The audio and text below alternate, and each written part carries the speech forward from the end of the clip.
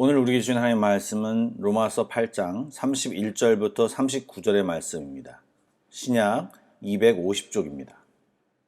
로마서 8장 31절부터 39절의 말씀을 드라마 바이블로 낭독합니다. 그런즉 이 일에 대하여 우리가 무슨 말하리요? 만일 하나님이 우리를 위하시면 누가 우리를 대적하리요? 자기 아들을 아끼지 아니하시고 우리 모든 사람을 위하여 내주시니가 어찌 그 아들과 함께 모든 것을 우리에게 주시지 아니하겠느냐? 누가 능히 하나님께서 택하신 자들을 고발하리요? 의롭다 하신 이는 하나님이시니 누가 정죄하리요? 죽으실 뿐 아니라 다시 살아나신 이는 그리스도 예수시니 그는 하나님 우편에 계신 자요 우리를 위하여 간구하시는 자시니라. 누가 우리를 그리스도의 사랑에서 끊으리요? 환난이나 곤고나 박해나 기근이나 적신이나 위험이나 칼이랴. 기록된 바 우리가 종일 주를 위하여 죽임을 당하게 되며 도살당할 양같이 여김을 받았나이다 함과 같으니라. 그러나 이 모든 일에 우리를 사랑하시는 이로 말미암아 우리가 넉넉히 이기느니라.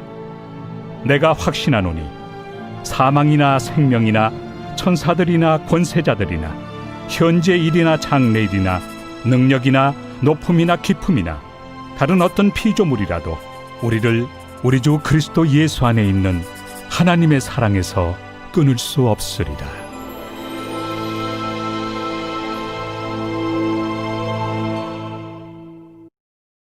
새날이 밝았습니다. 오늘도 주님과 함께하며 주의 평안과 은혜가 넘치는 귀한 하루가 되기를 소망합니다. 저희들이 오늘 로마서 8장 끝부분을 읽었는데요. 사실 주일날과 월요일날 새벽 본문에 굉장히 중요한 내용들이 나와 있습니다. 구원의 성화 과정에서는요, 주님 오실 그날까지 우리 힘만으로는 걸어갈 수 없는 길입니다.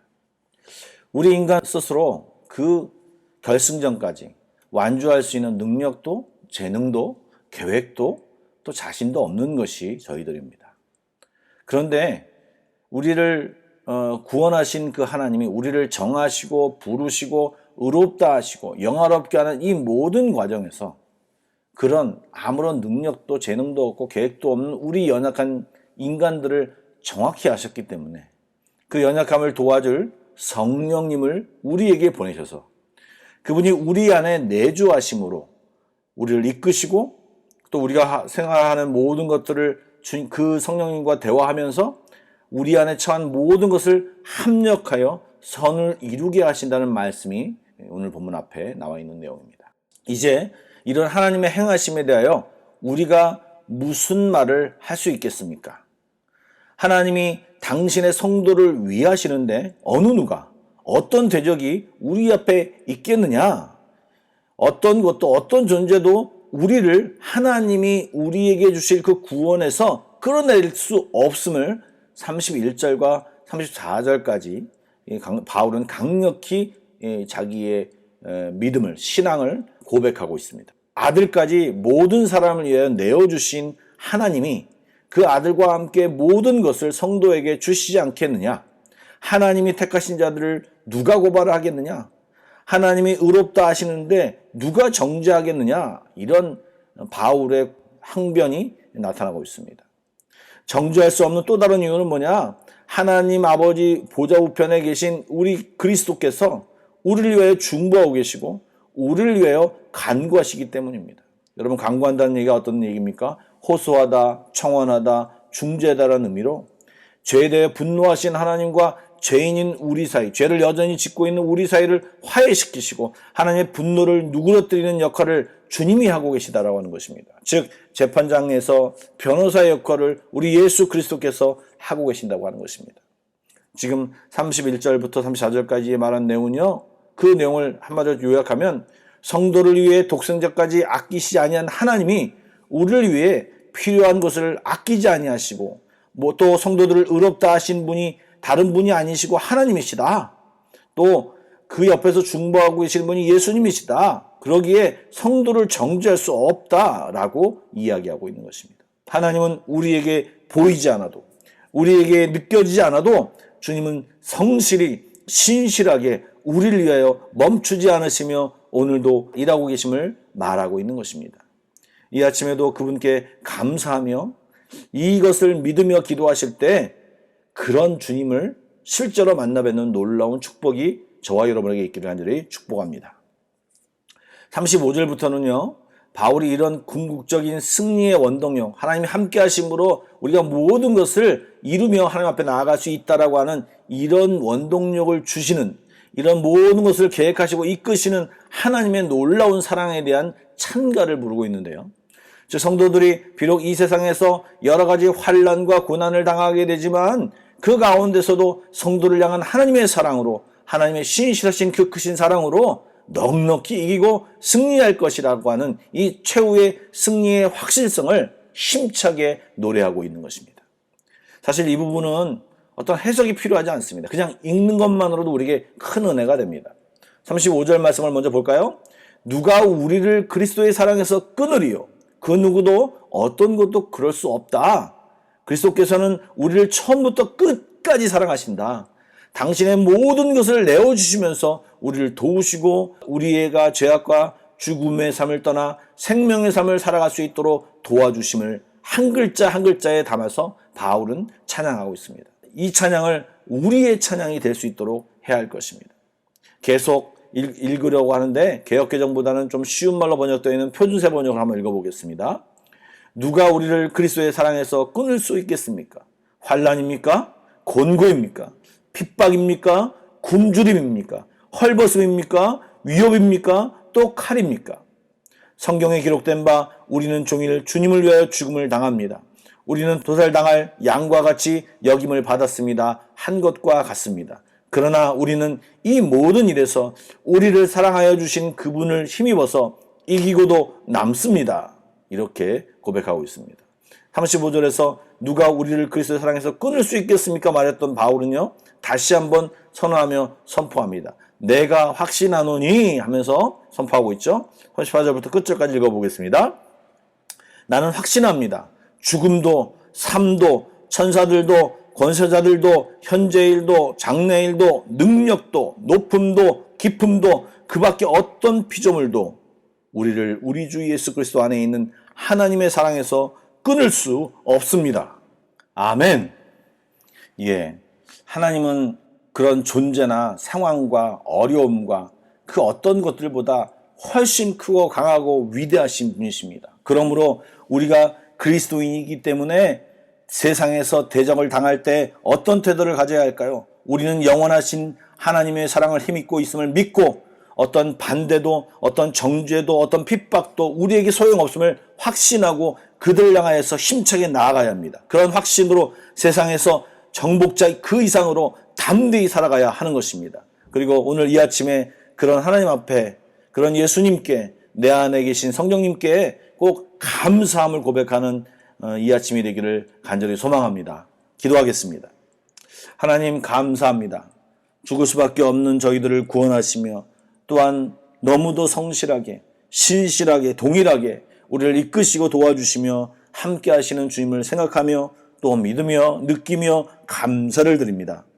이런 좋으신 하나님에 대한 우리의 믿음이 흔들리지 않게 하여 주시고 기쁜 찬양과 기쁜 기도를 드리는 이 하루가 되게 하여 주시옵소서. 삶의 문제로 기도하는 모든 성도들을 위하여 특별히 기도합니다. 저들이 기도할 때 주여 기도를 들어주시며 응답하여 주시고 그들을 위하여 일하시고 계시는 하나님을 보게 하여 주시옵소서. 우리를 너무나도 사랑하시는 예수님의 이름으로 기도드립니다. 아멘. Pray together 1, 2, 3 기도 제목으로 기도하신 뒤에 계속 개인 기도로 나아가겠습니다.